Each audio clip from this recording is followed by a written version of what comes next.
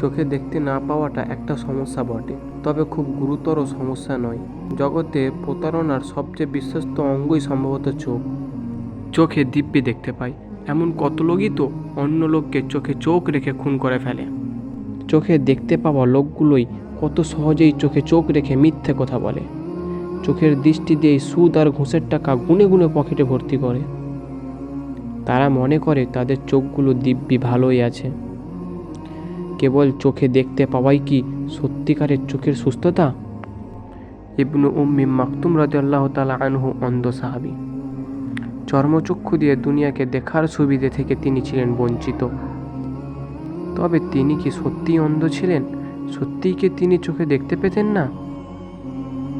যদি নাই দেখতে পান, হেরা গুহা থেকে উৎসারিত সেই শ্রদ্ধতম আলোর খোঁজ তিনি পেলেন কিভাবে? কিভাবে ঠিক চিনে ফেললেন আসমান ভেদ করে আসা সেই সত্যিকে? দুনিয়াকে আলোকিত করতে আসা অতি জগতিকও সেই আলোকে তিনি চিনতে পারলেন কি উপায়? তবে কি অন্ধত্ব মানে না দেখা নয়? তবে কি মানুষ চোখ ছাড়াও অন্য কোনো উপায়, অন্য কোনো মাধ্যমে দেখতে পায়? তাহলে কোন সে উপায়, কোন সে মাধ্যম? হ্যাঁ, সেই মাধ্যম হলো অন্তরের চোখ। বক্ষস্থ যে চোখ, সেই চোখ যদি সুস্থ থাকে তার জন্য দুনিয়া কখনো অন্ধকার হয় না। সুস্থ চর্মচক্ষু যেখানে ঘোর অন্ধকার ছাড়া আর কিছুই দেখে না, অন্তরচক্ষু সেখানে দেখতে পায় ঝলমলে আলো। সাহাবী উম্মু মাকতুম রাদিয়াল্লাহু তাআলা আনহু চর্মচক্ষুতে আলো ছিল না, তবে তার বক্ষস্থ চোখের জ্যোতি তাকে সত্যিকারের অন্ধ হতে দেয়নি। সেই জ্যোতি ঠিক খুঁজে নিয়েছিল শুদ্ধতার পথ, খুঁজে নিয়েছিল পরম পবিত্র সত্যকে। সেই সত্যর নাম তাওহীদ, একত্ববাদ, এক ইলাহা, এক মাবুদ। পক্ষান্তরে আবু জাহেল কিংবা আবু লাহাবের কথা চিন্তা করুন।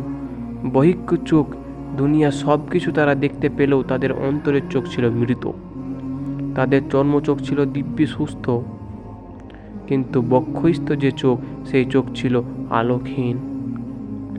বাহ্যিক চোখ দুনিয়ার সব কিছু দেখার স্বাদ মিটালেও তারা দেখতে পায়নি আসমানি আলোর প্রভাব।